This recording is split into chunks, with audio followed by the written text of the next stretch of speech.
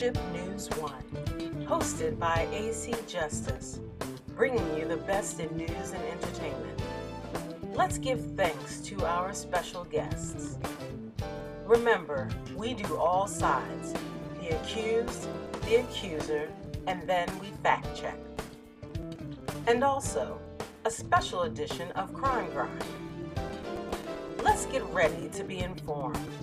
Join us. Township News 1, all copyrights reserved. The solution to this, and while we don't have all the answers, there's some good thinking that I think needs to be widened out and extrapolated and applied statewide. Commissioner? Yes, sir. I'm an educator. I'm a public school, title one school. My mom was an educator. Her mom was an educator. And her mom was an educator. And I'm increasingly dismayed by the diversion of public resources to charter schools that are unaccountable. And, based on what I've seen, aren't doing a very good job by our children. So I'm wondering, how do you plan on putting that toothpaste back into the tube? Yeah. Because the momentum towards charter schools has been really tremendous. How do you plan on turning back that time? Yeah, well, first of all, we got to begin by repealing 769. Public resources, academic as well as construction resources. Y'all, any of us can name in our community public school facilities that are literally crumbling, right? Where teachers are using their salary, their income, and the gratuitousness of parents bringing in chalk and paper supplies and backpacks and others, right? That bill is damning, in my opinion, to public education and to school districts, many of which are having to find that they are going to have to share tens and in some cases hundreds of millions of dollars with the private sector system that, by the way, is unaccountable in this state. Yeah. So the same high-stakes tests, which in my opinion ought to be stricken from the state system here in the state of Florida, but those same high-stakes tests are required of those for-profit institutions, right? So they measure and grade our schools by how well our kids are doing on those tests, which, by the way, don't tell us what our kids know, right? But how well they take a test, which is why I'm not in favor of them. But they take those same test scores and they then apply them. They then apply them to a grading of the school, right? And so, one, we need to repeal that bill, but we got to recognize that this state, for 20 years now, under Jeb Bush, has been on a constant and high-speed train toward the privatization of public education, and it's not accidental. These people mean it, right? They mean it. And so what we have proposed, one, is by refocusing our resources and attention back on the public system, beginning with paying teachers a survivable, livable, middle-class salary to enter the teaching profession. We have proposed $50,000. And I'm going to tell you, there actually used to be a time where going into the teaching profession was considered an honorable middle-class career, right? And now we have made it a choice of last resort. We have a teaching shortage in this state. Nobody wants to go into it because if you listen to the Speaker of the House, they call him evil. And the Republican leadership in Tallahassee refers to our public schools as failure factories, right? That's not an incentive for a person to want to go into the teaching field, into the teaching profession. So we've got to do some things to restructure that, and we won't be able to accomplish it overnight. We've got to begin, obviously, on the teacher salary piece. We've got to get rid of these high-stakes testing, and that doesn't mean we don't test our kids. I had tests every week, it felt like, when I was matriculating through the Florida system. And what it did is it gave us a cumulative assessment of what we were learning, right? Week after week, month after month, month after month. So what we didn't have was a social studies teacher giving up his or her time for the math teacher because social studies wasn't on the high-stakes tests, right? So we need a much more complete set of learning there. Secondly, I believe we have to start earlier.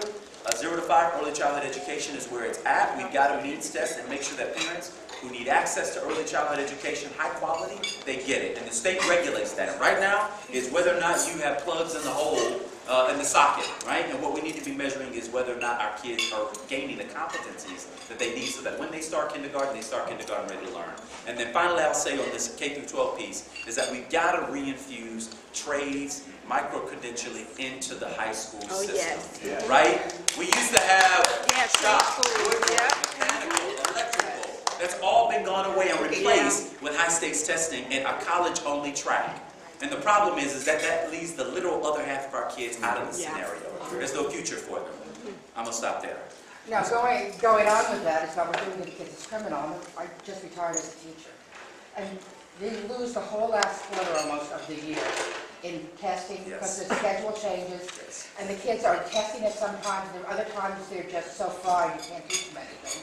So they're losing, you can be taught 3 quarters, plus all the accessory testing that leads up to the test. To make sure they know how to bubble in properly, they're losing time there. So we're actually uneducating our kids. That's right.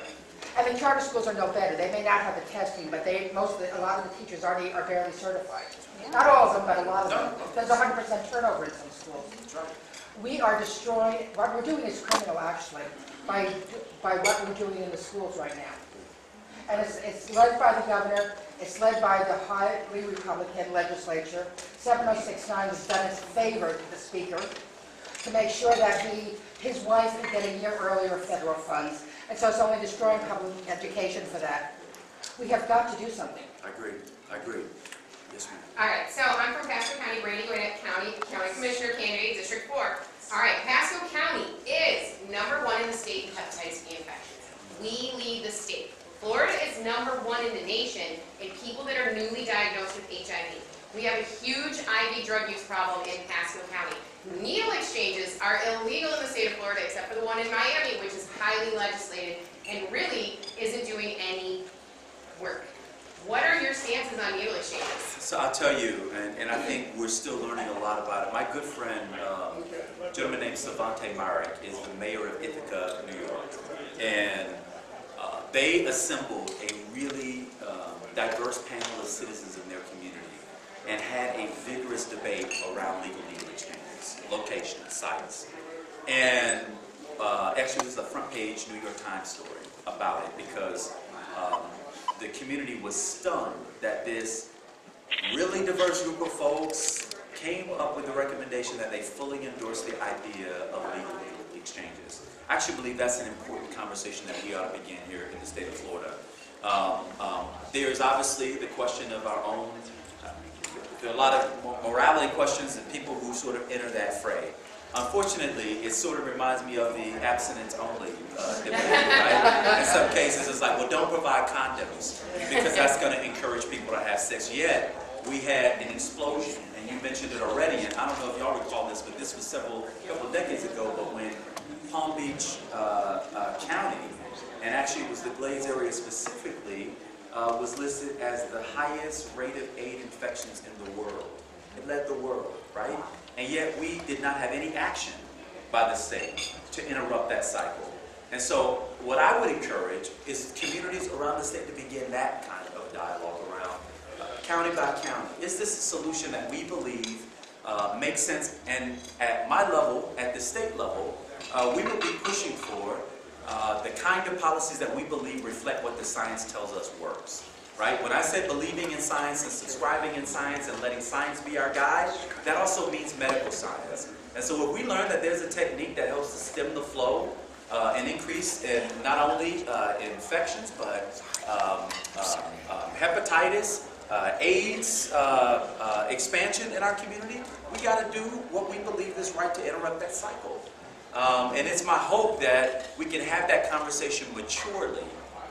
I underscore maturely, without us, I think, cycling into a conversation that is unhelpful and, quite frankly, doesn't back up what the research tells us.